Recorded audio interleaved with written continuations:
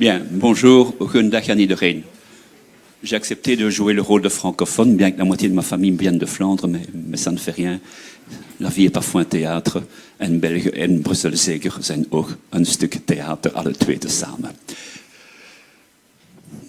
Je me présente, Jean-Paul Lambrouillère. J'ai été officier au service d'incendie depuis 1976. Non, depuis 78, pardon. Je suis pensionné depuis un mois et donc je vais apporter une touche de couleur, si c'est possible, à tous ces propos qui ont beaucoup de contenu. Travailler tout simplement d'abord. Je m'intéressais essentiellement par la pratique aux bâtiments moyens et élevés. Pourquoi? Parce que c'est essentiellement dans ces bâtiments-là que les précautions au niveau des techniques ont vraiment du sens. Dans les bâtiments bas, c'est sensiblement moins vrai. Première idée, ou premier concept, comment est-ce qu'on conçoit d'une manière générale la protection incendie dans un immeuble à étages multiples? L'image qu'on prend en général, c'est celle d'une rangée de maisons, c'est une image très grand public, qui sont séparées toutes entre elles par des murs mitoyens qui ont en protection incendie un rôle essentiel dans les zones urbaines, et on tourne cette rangée de maisons verticalement. Les murs mitoyens deviennent les planchers, et les zones habitées, les maisons deviennent les étages.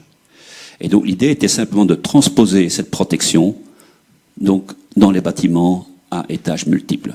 Et donc les murs mitoyens auxquels on demande d'habitude une protection en général ça vaut 2 heures, donc ça vaut 120 minutes, on va les décliner en RF 1 heure ou RF 2 heures ou 120 minutes, suivant la taille du bâtiment. L'espace habitable, avec le temps, agrandit et la maison proprement dite ou petit immeuble appartement devient un compartiment.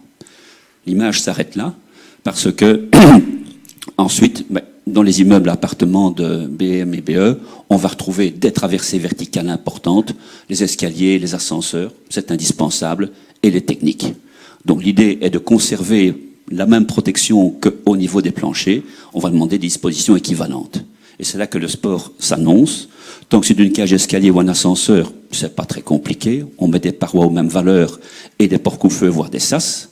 Quand on arrive aux techniques, si c'est tout petit, on va conserver la protection au niveau du plancher. Si c'est plus grand, l'industrie s'annonce et on va pouvoir faire des choses qui sont beaucoup plus conséquentes, de 1 ou 2 mètres carrés jusqu'à parfois des techniques verticales qui font 25 mètres carrés. Je connais le CCN pour l'avoir suivi. Vous avez des gaines verticales où il y a des lofers sur 8 ou 10 étages et la surface de la gaine doit faire quelque chose comme 25, 30, 40 mètres carrés. Donc, dans ce cas-là, la résistance au feu imposée va se reporter sur les parois verticales des gaines ou des trémies, et chaque fois qu'une canalisation, un conduit sort de la trémie, il faudra prévoir un RF. De là, toute la technique que l'on va développer.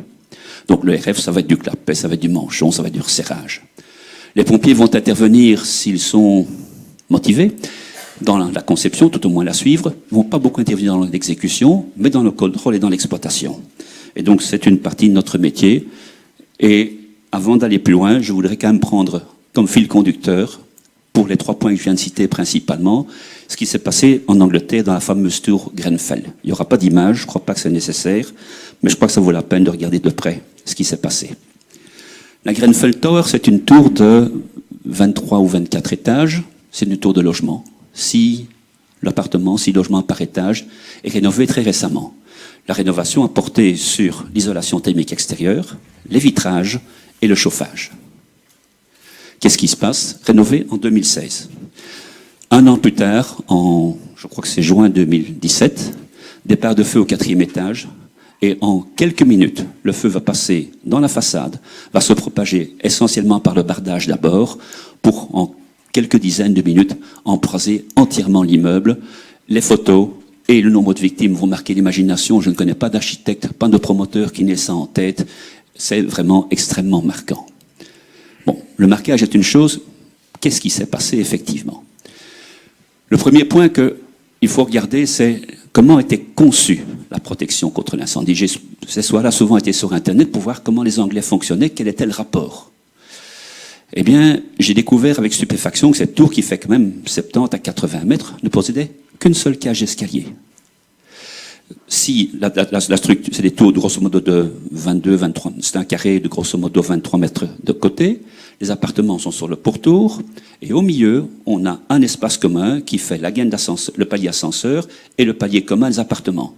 Pour arriver à la cage d'escalier, une seule porte coupe-feu. C'est quelque chose qu'en Belgique, on ne trouve pas.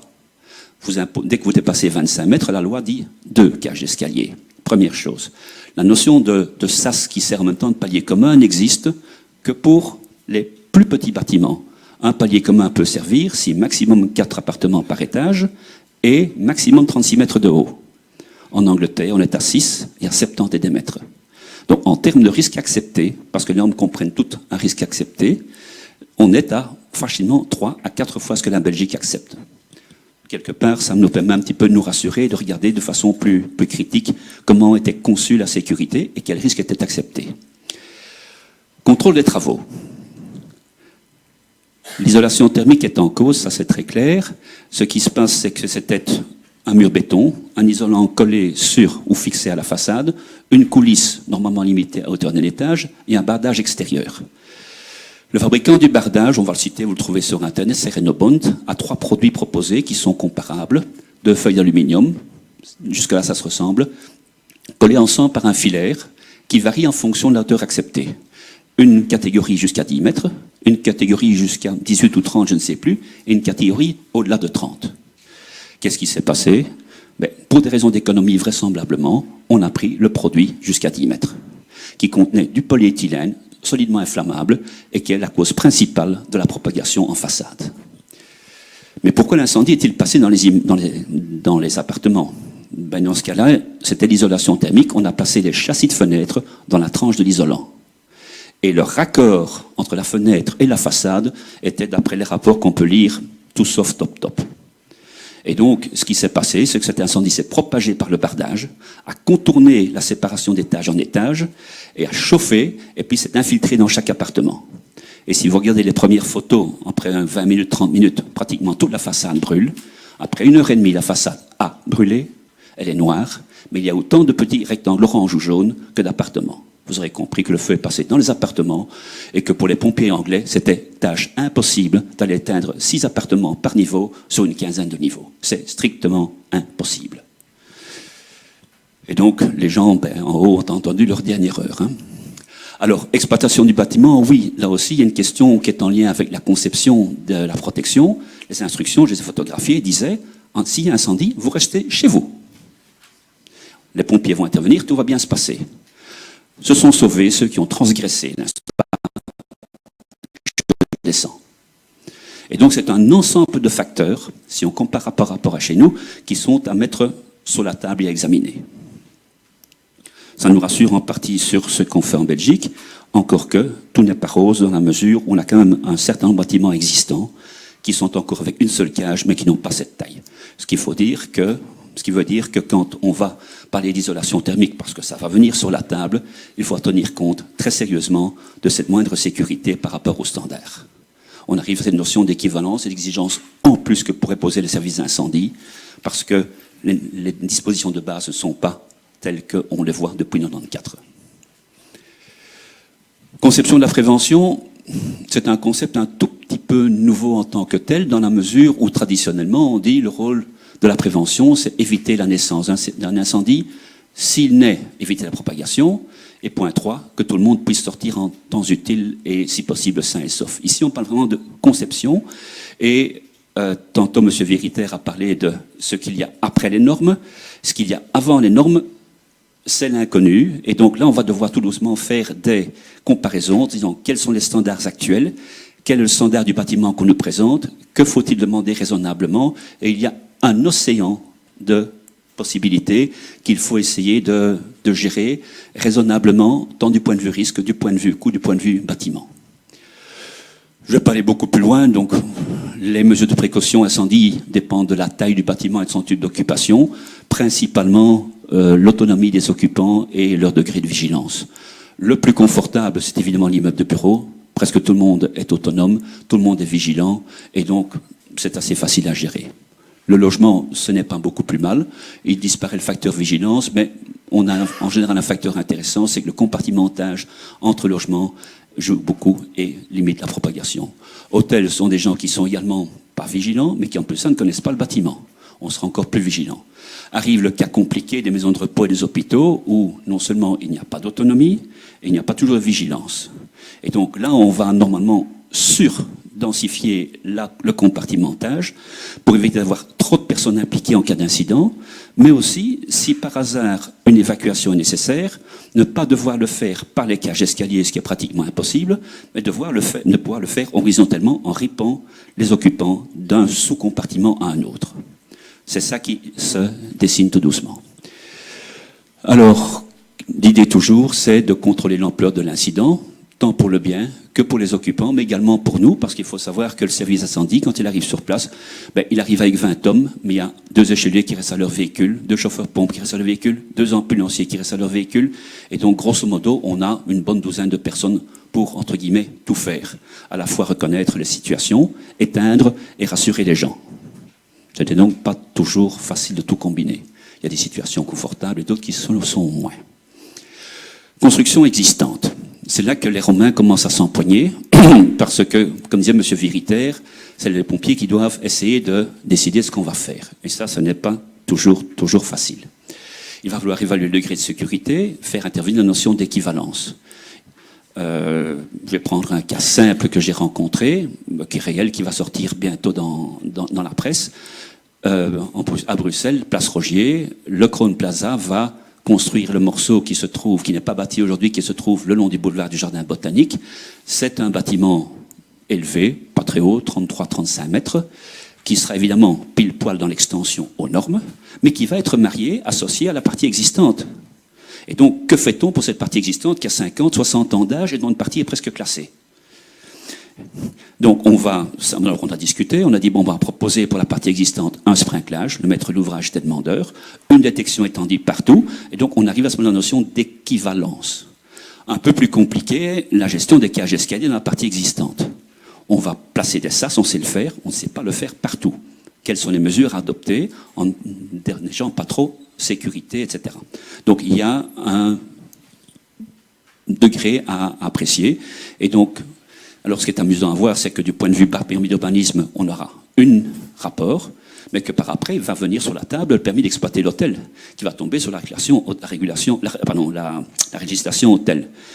Il y aura une demande dérogation dans le bâtiment existant, ministère de l'Intérieur, bâtiment construit, ministère de l'Intérieur, qui va porter sur un ascenseur. On devra ensuite, au moment de l'exploiter, trouver la commission de dérogation des hôtels pour Bruxelles, parce que les conditions sont un peu différentes. Les Bruxellois ayant l'idée de génie, il y a du bien et du moins bien, pour une fois d'appliquer à titre rétroactif aux hôtels les normes récentes. Donc 94, etc., peut être appliqué de façon rétroactive aux bâtiments qui ont 10, 20, 30, 50 ans d'âge. Je peux vous dire, la commission de dérogation travaille. Alors, il faut également parfois développer une vision dans le temps. J'ai hérité il y a 20 ans du bâtiment, le Manhattan Center, donc 3 tours, le Sheraton emblématique, d'un sous-sol de 6 étages, etc.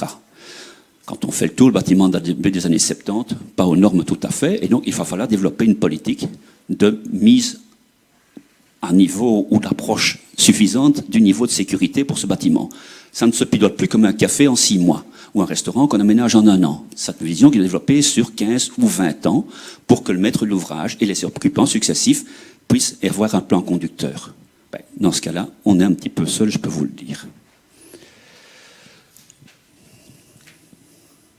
Contrôle et maintenance. Si le bâtiment est nouveau, c'est très bien, c'est merveilleux. On a maître l'ouvrage qui ne demande qu'une seule chose, c'est que le bâtiment soit occupé. Donc les corps de métier sont sur place, les organismes de contrôle roulent tout seuls, et donc a priori on a rapidement tout ce qu'il nous faut.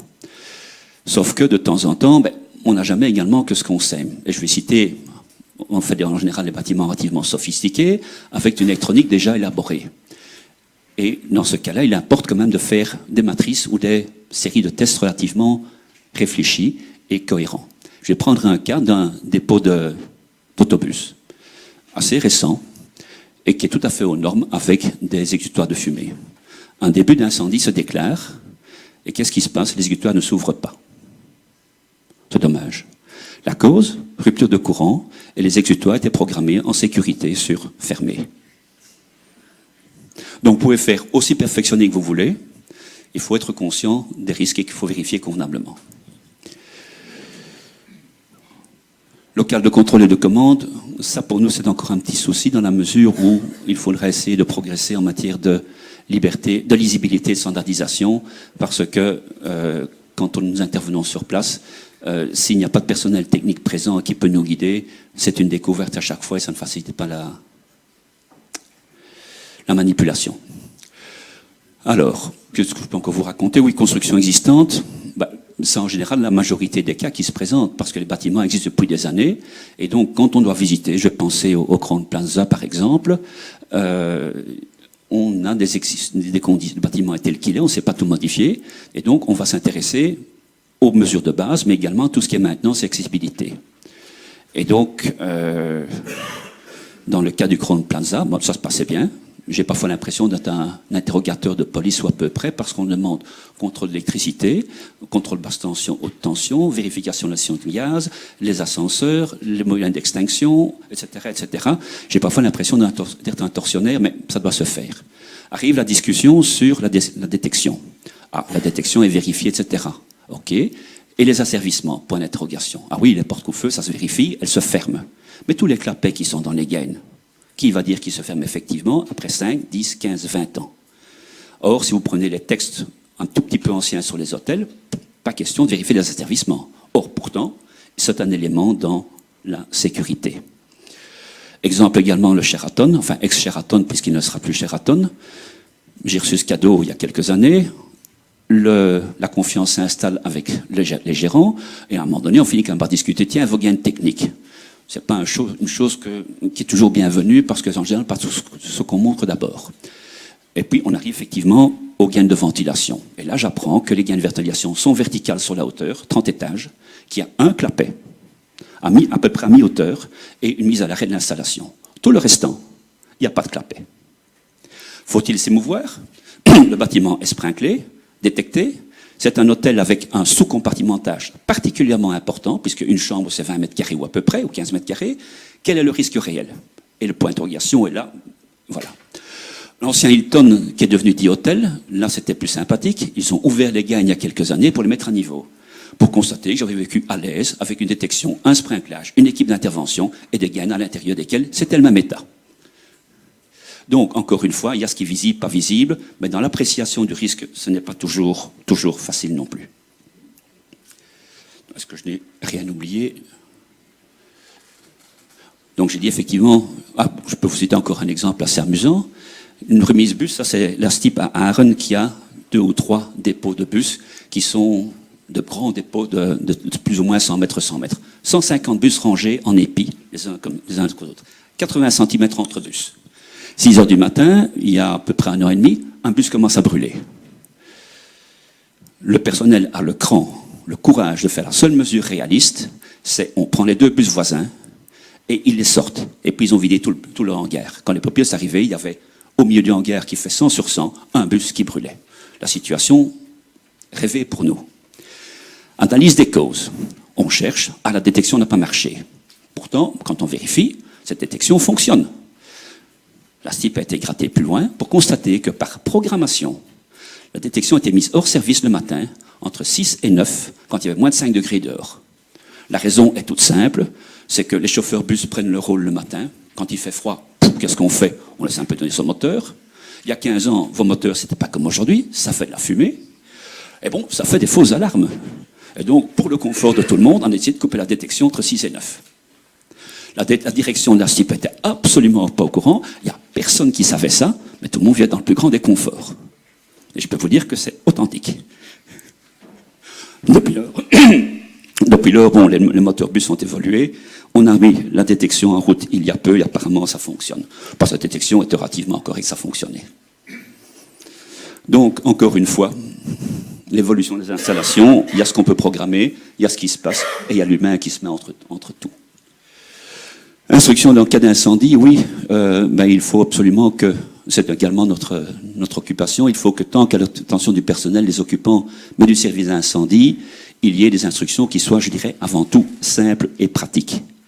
On peut faire un peu plus sophistiqué pour du personnel technique parce que les conditions ne sont pas tout à fait les mêmes, mais pour les occupants, pour le service d'incendie, keep it simple and stupid.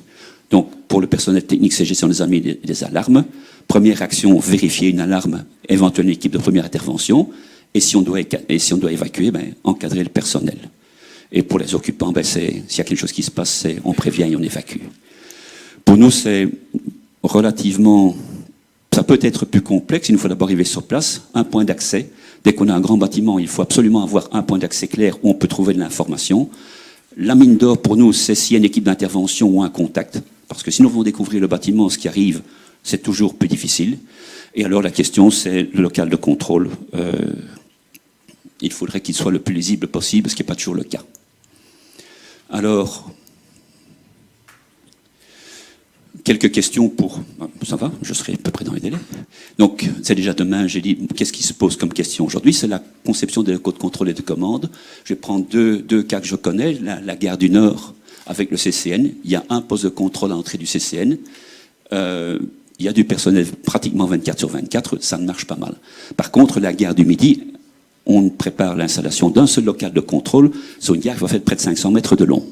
Donc là aussi, pour nous, il y a une question de technique d'intervention. Est-ce qu'on envoie encore toujours une autopompe, un officier, etc., ou deux autopompes, sachant qu'ils vont en général aller d'abord voir ce qui se passe sur le lieu de l'intervention, c'est là qu'on va leur signaler, alors qu'il faudrait quelqu'un qui se trouve pour bien faire du côté local technique. Alors, est-ce que ça doit être nous? Est-ce que ça doit être du personnel? Il y a toute une technologie ou une méthodologie à développer. Isolation thermique. Ça, c'est une de mes anxiétés.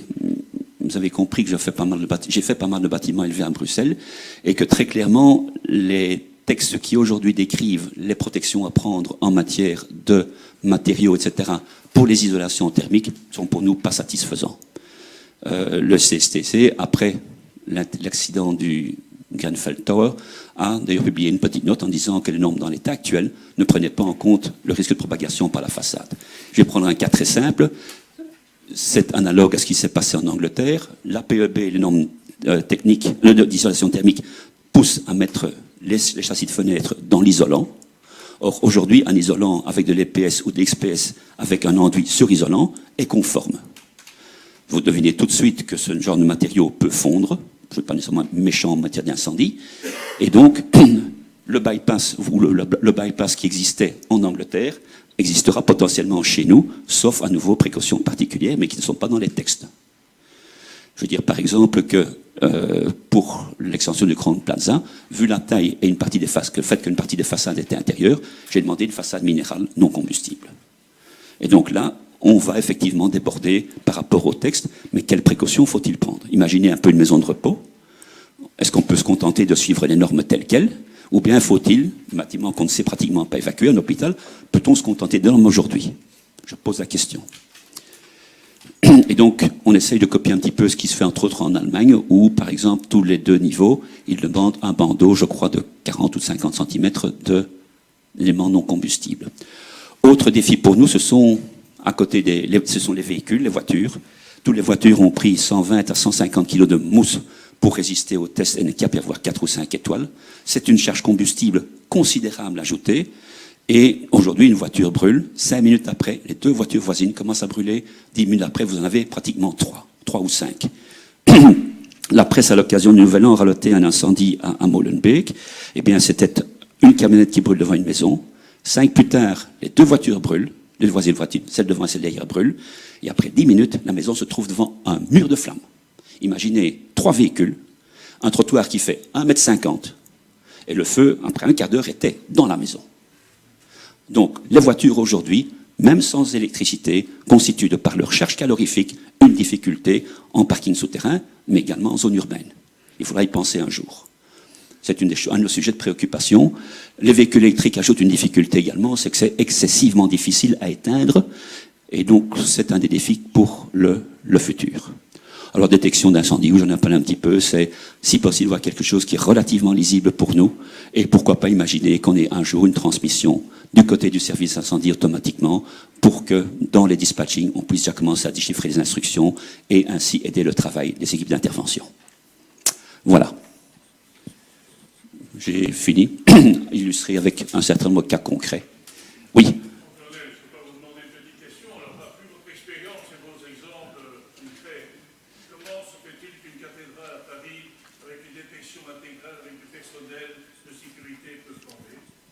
Je ne me prononce pas. Je vais vous raconter que, d'abord, il n'y a pas que Paris. Parce que certains m'ont dit, ah, Bruxelles, on n'a pas ça. Faux, il y a archi faux. Vous prêtez 15 ans en arrière, l'église du Béguinage a brûlé, toiture complète. Vous remettez un petit peu plus avant, l'église des Risclair a brûlé. Pendant une période de travaux, l'église royale Sainte-Marie, entre la rue Royale et dans la perspective de la rue Royale qui va vers le communion de Scarbeck, a brûlé également. Donc croire que ça n'arrive pas chez nous, c'est pas vrai, première chose. Deuxième chose, j'ai visité à titre personnel Saint-Guidon, c'est absolument sympa, mais vous arrivez avec un petit escalier en colimaçon, vous trouvez des quantités de bois insoupçonnées. Vous avez des madriers gigantesques, ce bois est là depuis 200, 300 ans, il est sec, il ne manque qu'une seule chose, c'est de brûler. Hein. Donc c'est un incendie qui est particulièrement difficile à éteindre, parce on peut avoir une détection, mais il faut arriver à cette hauteur-là. Les échelles, en général, n'arrivent pas. Vous avez des toitures qui sont à des 40 mètres de haut. Il ne faut pas rêver. Les abords des cathédrales ne sont pas toujours tous accessibles. Allez vous promener du côté de Saint-Guidon ou du côté de Sainte-Gudule ou l'église de la Chapelle. Qu'est-ce qu'on sait faire? Et donc, nous sommes relativement pauvres en moyens par rapport au défi de la hauteur et de la charge calorifique. Qui plus est, c'est en général la partie qui est sous la toiture, donc au-dessus de la voûte. Et donc, dès que ça commence à brûler, vous avez quelque chose qui est particulièrement chaud. Hein. Il faut y aller et avoir le goût du risque. Hein. Donc je ne dis pas que ça ne peut pas arriver, mais la détection, à mon sens, ne va probablement pas suffire. Il faudrait prévoir un compartimentage minimum au niveau de la toiture, dans un bâtiment historique, avec une grosse charge de bois. Il faudrait bien évaluer ce que l'on fait avant de faire quelque chose. C'est mon sentiment. Next.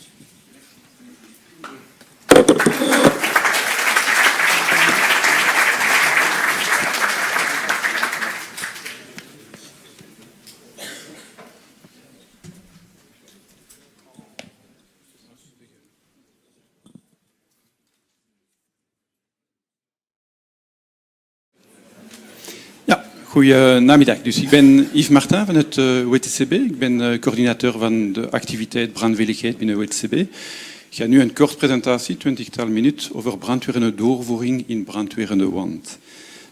Inhoud van de presentatie is volgende. Ik ga verwijzen naar onze technische voorlichting nota 254. Dat is een code van goede praktijk voor de goede uitvoering. Eerst een inleiding aan de thematiek, voornamelijk foto-opwerp van slechte uitvoering. Dan een korte woord over de brandweerstand. Ik denk dat de meesten van jullie kennen die begrip. Dan de eis en dan de oplossing om aan de eis te voldoen. Welke uitvoeringdetails zijn mogelijk? De type oplossing ofwel de plaatsing van een brandweerende uitrusting. En ik ga beëindigen met een speciaal geval, onder andere CLV en Rookkanaal, om die brandweerstand te garanderen. Dus de rest van mijn presentatie zal ik in het Frans geven. Dus als er vragen zijn, stel ze gerust in het Nederlands. En de slides zijn niet in het Frans. In het Nederlands.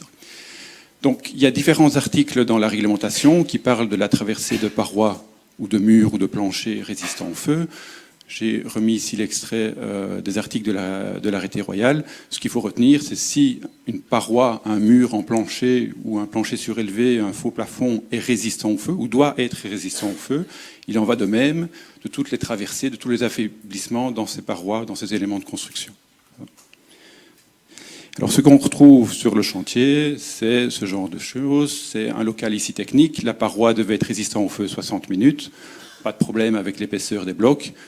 On fait un trou, on passe des câbles électriques et il n'y a pas de resserrage, donc la résistance au feu de l'ensemble, donc du mur avec la traversée de paroi, n'est évidemment plus de 60 minutes. Un autre exemple, c'est un petit peu mieux, il y a eu déjà un resserrage qui a été prévu. Malheureusement, le trou est un peu grand par rapport au câble. Et alors, le deuxième gros problème, c'est qu'ici, on a utilisé de la laine de verre pour faire le resserrage. Et ça, c'est déjà un premier grand message. Si vous faites des resserrages ou des applications résistantes au feu et que vous utilisez de la laine minérale, ce sera toujours de la laine de roche et jamais de la laine de verre. La laine de roche va rester en place, va résister, entre guillemets, jusqu'à 1200-1400 degrés, tandis que la laine de verre va commencer à fondre vers 600-700 degrés. Ça, c'est déjà un premier message important. Ici, c'est un manchon qui a été utilisé pour resserrer une conduite sanitaire. Donc, le fonctionnement d'un manchon, donc il y a un produit intumescent à l'intérieur du manchon, et à partir d'une certaine température, il va gonfler et venir vraiment écraser la conduite en plastique sanitaire ici. Évidemment, le manchon doit être placé conformément aux prescriptions du fabricant, et notamment bien épouser la conduite sanitaire, et pas question de vaille que vaille venir remettre des câbles électriques à côté. Très important aussi, c'est que le manchon, et là ça a été bien fait, soit fixé mécaniquement, comme prescrit par le fabricant, à la paroi, pour qu'il ne se décolle pas. Et donc là, ça a été fait avec les vis que vous voyez ici en acier. Ça, c'est un plus gros problème encore. Donc c'est un conduit de ventilation. Donc d'une part, c'est très important, on y reviendra tout à l'heure, les conduits de ventilation, les resserrages, l'obturation se fait toujours avec un clapet résistant au feu, ou bien éventuellement avec un canal qui est lui-même rendu résistant au feu, avec des plaques ou une projection.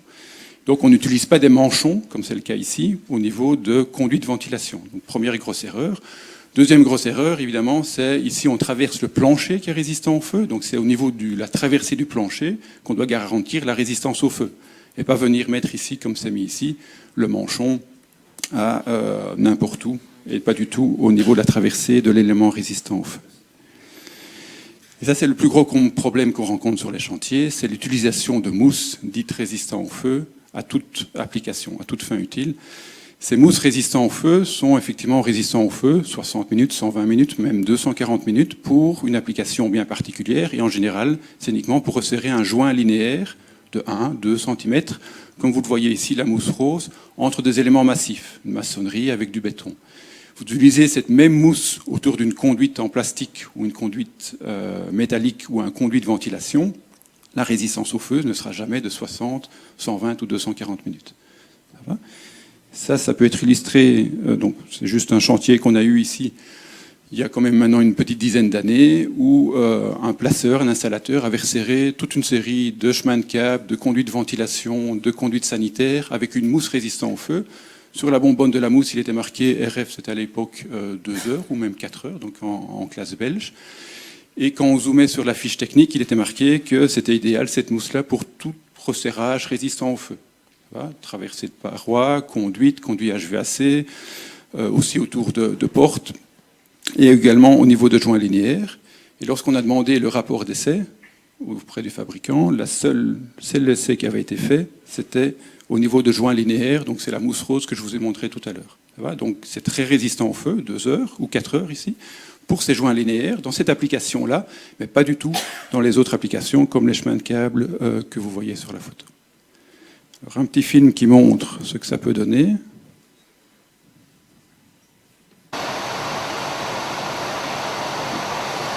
C'est un essai qui a été réalisé avec une mousse résistant au feu. Donc polyuréthane résistant au feu. Donc de l'autre côté du mur, c'est le four, donc on augmente en température. Et la mousse donc obture le passage entre le mur et la conduite métallique. Mais elle se fait attaquer de front au niveau du four, mais également la conduite qui chauffe, métallique, va attaquer la mousse sur toute la traversée du mur. Et ça, c'est la situation, on a un petit peu accéléré le film, après 5 minutes. Donc la mousse a beau être, pour certaines applications, résistant au feu pendant 1 heure, 2 heures, voire un peu plus, s'il n'est pas utilisé comme elle a été testée en laboratoire, mais dans une autre application comme vous voyez là, la résistance au feu, on a ici plus ou moins après 10 minutes, n'est pas du tout garantie. Donc d'une part, on a le passage important des fumées, ici avec la mousse qui se fait attaquer et qui carbonise. Et puis vous allez voir après 10-15 minutes que le trou est complètement ouvert et que le feu, les flammes, la température passent de l'autre côté. Voilà, donc ça c'est la situation après plus ou moins 10-15 minutes pour une mousse qui est dite résistante au feu, mais qui a été appliquée dans une application qui n'est pas du tout prévue par le rapport d'essai.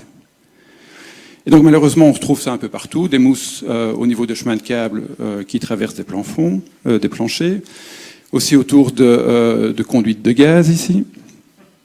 Et ici, parfois, on arrive, si on n'a plus assez de mousse pour une application particulière, on utilise une deuxième mousse, donc c'est tout à fait non conforme. Donc il y a d'autres types de dispositifs résistants au feu que les mousses. On a déjà vu, il y a des manchons, il y a également des coussins résistants au feu. Mais à nouveau, ça doit être mis en œuvre comme prescrit par le fabricant. Et donc notamment ces coussins résistants au feu, c'est des très bonnes solutions, surtout dans tout ce qui est temporaire dans l'industriel. Mais il faut une densité de coussins et bien refermer tous les espaces convenablement, comme testé et donc comme on retrouve dans la fiche technique du fabricant. Donc ça, on a déjà vu l'exemple de tout à l'heure. Donc des conduits de ventilation, on vient pas mettre de clapet. Donc là, je rappelle, pour les conduits de ventilation, la solution, c'est de mettre un clapet résistant au feu, au droit de la traversée, ou bien alors de rendre le canal complet de mur résistant à mur résistant au feu, qui doit être, lui, le canal, le conduit résistant au feu. Donc pas question de simplement venir mettre ici une espèce de pâte endothermique, donc qui va absorber l'énergie, mais qui ne va pas faire en sorte que les flammes ou le feu ne passent pas par le conduit. Donc les mousses, on le retrouve aussi au niveau des conduits de ventilation, donc à nouveau sans clapet. Alors au niveau des clapets, c'est un petit peu la même image qu'on a retrouvée tout à l'heure. Donc là, on a été mettre un clapet, donc la photo de droite, on traverse le mur vertical qui est résistant au feu. C'est là qu'il faut mettre le clapet. Il y a des solutions où le clapet peut être déporté, mais alors là, le canal, le tunnel, si vous voulez, est lui-même rendu résistant au feu, par exemple avec des plaques de type Promat ou de la laine de roche avec un enduit. Mais donc sur la photo de droite, le clapet est peut-être bien positionné, mais pas du tout au bon endroit. Ça va ? Donc on ne va pas éviter que le feu passe de l'autre côté. Très important, même si le clapet avait été bien positionné au niveau de la paroi, il faut encore faire le resserrage entre le clapet et le mur pour éviter que le feu et les flammes passent entre le clapet et le mur. Donc ici, ça n'a pas été le cas. Ça va ? Donc on parle de resserrage. Donc ici, le clapet est bien positionné, donc dans la paroi ou contre la paroi. Il ne faut pas oublier de faire le resserrage. Donc sur la photo de droite, il n'y a pas de gauche, il n'y a pas de resserrage qui est réalisé. Et sur la photo de droite, le resserrage a été fait avec la mousse, qui est, je pense ici, la mousse polyuréthane résistant au feu. Mais en principe, ce n'est pas OK. Sauf si le fabricant a testé avec cette mousse comme resserrage. Généralement, les resserrages qui sont utilisés, c'est de la laine de roche ou bien alors du plâtre ou du ciment. Donc pas une mousse qui est dite résistant au feu. Cette mousse résistant au feu, c'est plutôt pour resserrer des joints linéaires.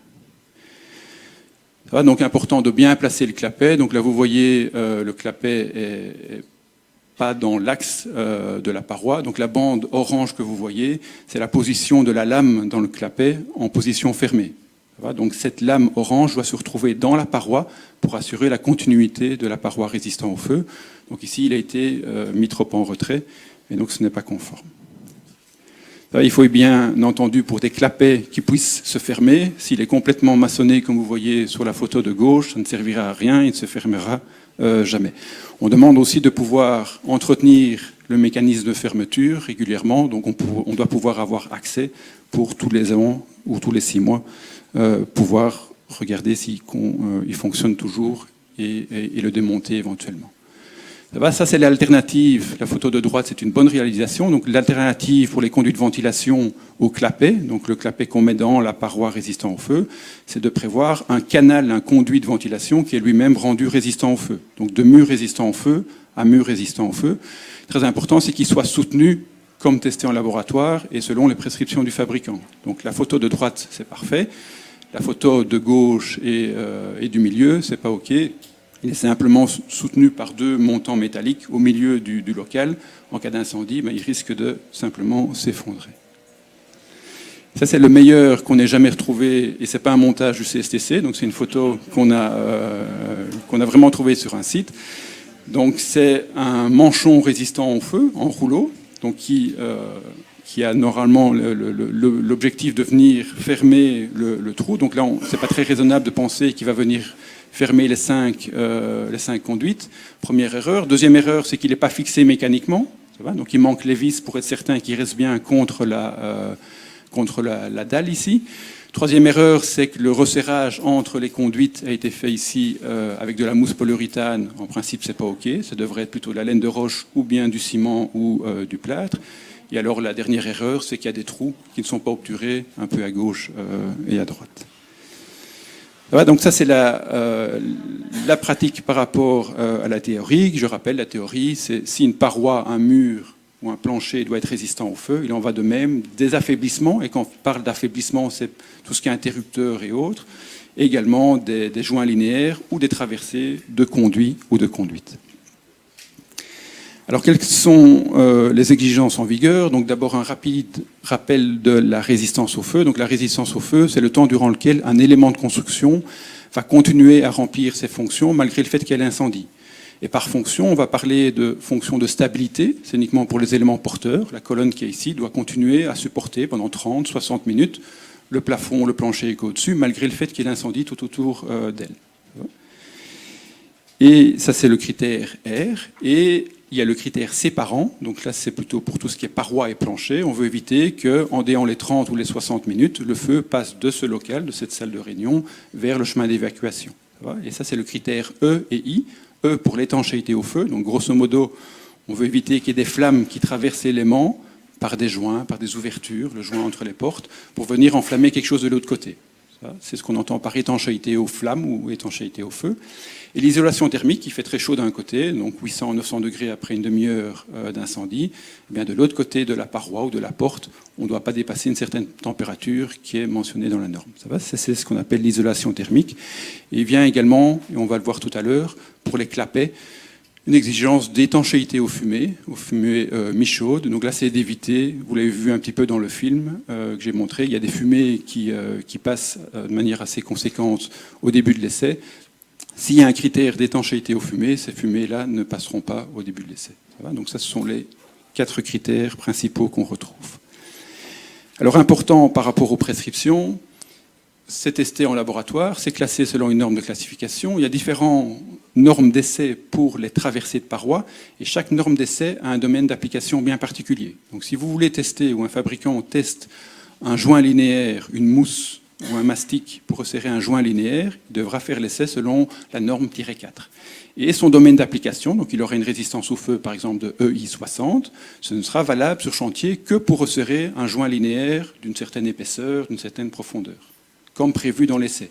Et pas question d'utiliser cette même mousse ou ce mastic résistant au feu pour venir resserrer par exemple des câbles électriques ou bien une conduite sanitaire. Si c'est pour faire ce type d'application sur chantier, il faudra faire l'essai avec d'autres critères d'essai, d'autres conditions d'essai, selon la norme -3. Idem, si c'est un conduit de ventilation, ce sera un clapet résistant au feu qui va être évalué selon la norme -2 ou bien la norme -1 si c'est un conduit résistant au feu. Donc là, très important pour un installateur qui choisisse bien son dispositif résistant au feu en fonction de l'application qu'il a prévue sur chantier et devra trouver du fabricant qu'il a fait l'essai selon l'application qui est prévue. Et donc pas échanger les applications ou les équipements l'un avec l'autre. Alors, rapidement, quelles sont les exigences? Sans trop rentrer dans les détails. Donc, en principe, c'est la même durée de résistance au feu qu'il faut pour la traversée que ce qui est demandé pour la paroi. Donc si on demande une résistance au feu de 60 minutes pour la paroi, eh bien, au niveau de la traversée, donc du manchon ou autre, on va demander un manchon qui est classé aussi 60 minutes. Avec l'exception, c'est de l'ETRIMI, là on estime, l'autorité a estimé que c'était suffisant d'avoir une résistance au feu qui était de moitié, donc avec un minimum de 30 minutes. Donc si vous avez votre paroi de trémie qui est 60, donc résistant au feu 60 minutes, l'autorité a estimé que c'était suffisant d'avoir un minimum de 30 minutes au niveau de la traversée. Et alors, il y a le critère E et le critère I. Donc E, je rappelle, c'est l'étanchéité au feu, donc on évite que des flammes ne passent. Et I, c'est l'isolation thermique. Donc en principe, au niveau de la traversée, c'est les 2 critères qui doivent être respectés, sauf si on a affaire à une traversée simple. Okay. Et traversée simple, ça veut dire traversée suffisamment éloignée l'une de l'autre, et de diamètre réduit, ça va, inférieur à 160 mm. Vous avez un câble électrique de petite dimension qui est tout seul, pas trop proche d'un autre câble électrique. Vous avez un dispositif, donc un mastic ou une mousse qui vient resserrer ça. Il devrait être E60, puisque le diamètre est petit et il est suffisamment éloigné d'une autre conduite.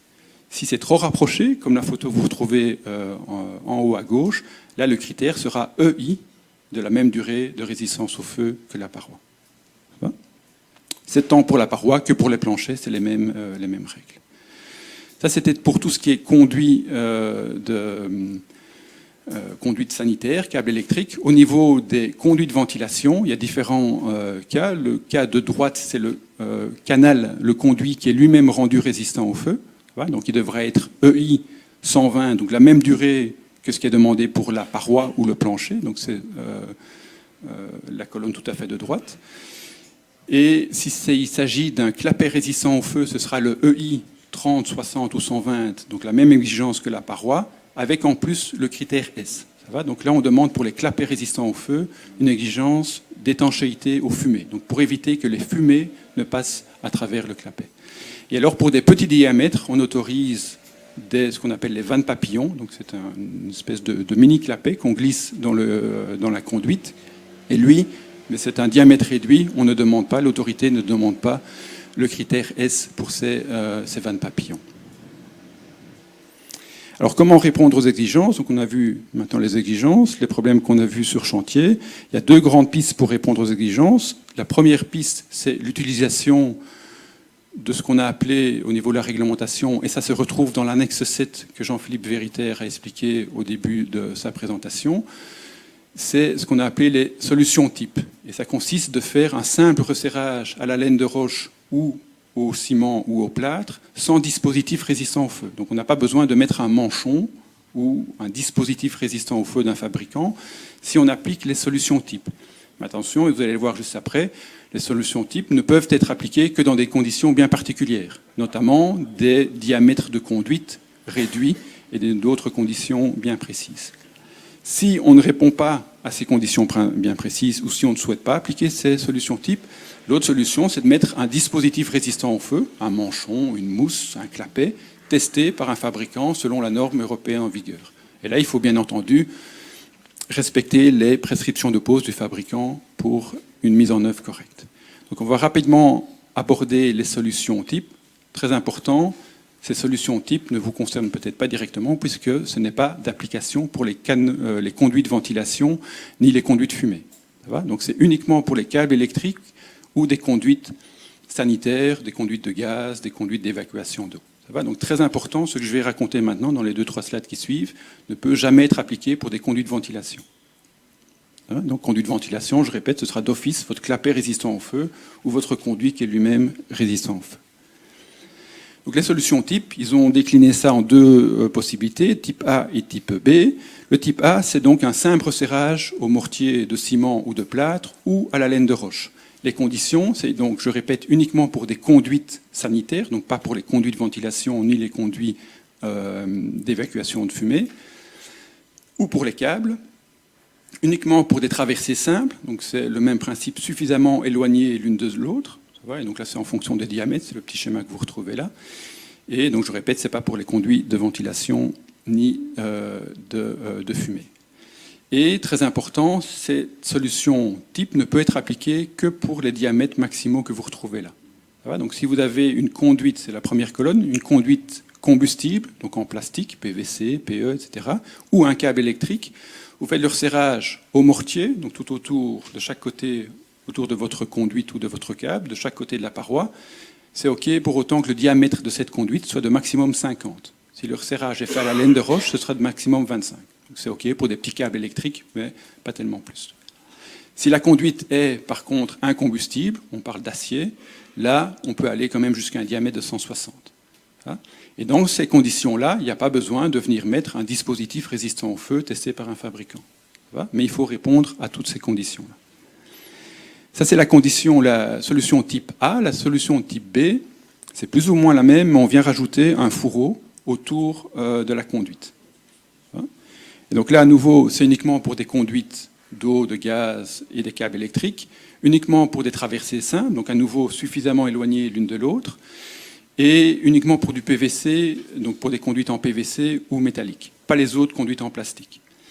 Et c'est à nouveau pas d'application pour les conduits de ventilation, et à nouveau le même principe, uniquement pour les diamètres maximaux que vous retrouvez ici.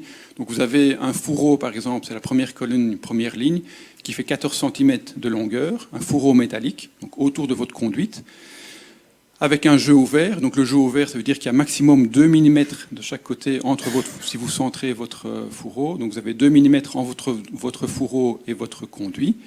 Là, vous pouvez aller jusqu'à un diamètre de 90 pour votre conduit qui traverse la paroi. Et le resserrage entre le fourreau et le mur doit se faire avec de la laine de roche ou du mortier selon une certaine profondeur. C'était donc les premières possibilités. Deuxième possibilité, c'est donc de mettre en œuvre un dispositif résistant au feu, testé par un fabricant, validé par des essais en laboratoire. Il y a toute une série de possibilités. On ne va pas rentrer trop dans les détails. Je pense que la présentation, juste après la pause, il y aura des détails plus pratiques et plus concrets par rapport à ces différents dispositifs que vous voyez ici. On a dans la note d'information technique du CSTC, j'étais un peu plus vite, fait toute une série de fiches qui mettent les points d'attention pour un bon placement. Donc c'est très important que le dispositif résistant au feu ne doit pas être regardé de manière individuelle, mais c'est un ensemble. Donc c'est en fonction du type d'élément qui est traversé. Donc est-ce que c'est un plancher? Est-ce que c'est un mur? Si c'est un mur, est-ce que c'est un mur en béton ou en cloison, une cloison légère? Ça dépend aussi du type d'éléments qui traversent la paroi. Donc est-ce que c'est une conduite en PVC, métallique ou autre? Et également de tout ce qui est type dispositif résistant au feu. Voilà. Et donc la note d'information technique 254 du CSTC qui est disponible sur Internet est organisée en toute une série de chapitres. La première question que le placeur doit se poser, c'est quel élément il va traverser. Est-ce qu'il a une paroi légère, type plaque de plâtre, un mur en béton, un plancher massif, un plafond suspendu ou bien un plancher surélevé. Et là, on a toute une série de fiches qui sont organisées dans le chapitre 6.1, 6.2, 6.3, 6.4, 6.5. Et pour chacune de ces éléments traversés, on a un tableau qui reprend les différents dispositifs résistants au feu qui sont possibles en fonction, est-ce que vous voyez pas très clairement, mais la colonne verte, en fonction du type d'élément qui va venir traverser. Est-ce qu'on a une conduite combustible en PVC, une conduite métallique? Est-ce que c'est une conduite métallique avec un isolant combustible autour? Est-ce que c'est un câble électrique? Est-ce que c'est un conduit de ventilation? Et pour chacun de ces éléments-là, on donne des exemples de dispositifs résistants au feu. On reprend chaque fois un petit schéma avec les points d'attention. Quels sont les points d'attention que le placeur doit se poser pour poser correctement son dispositif résistant au feu? Et ces points d'attention, le placeur doit retrouver ces informations dans la fiche technique du fabricant. Quel type d'élément peut-il traverser? Quel diamètre? Quel resserrage? Quel jeu? Etc. Je vais passer, parce que je ne sais pas combien de temps il me reste. C'est fini. Donc le dernier point, quand même, par rapport qu'on retrouve aussi dans la note d'information technique, donc c'est les systèmes type CLV.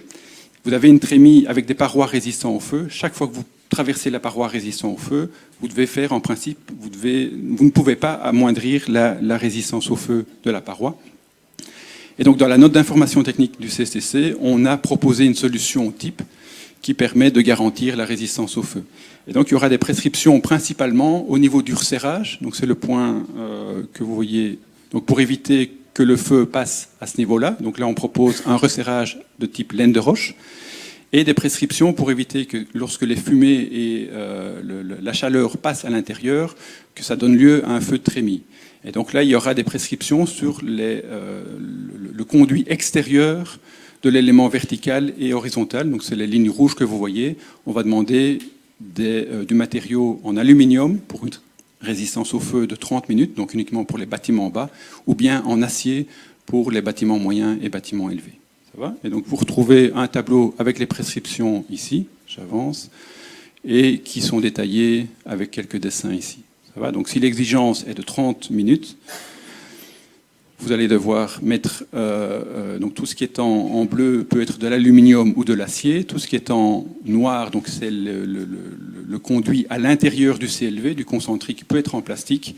Et tout ce qui est en rouge, dès qu'on passe à 60 minutes de résistance au feu, ça devrait être de l'acier.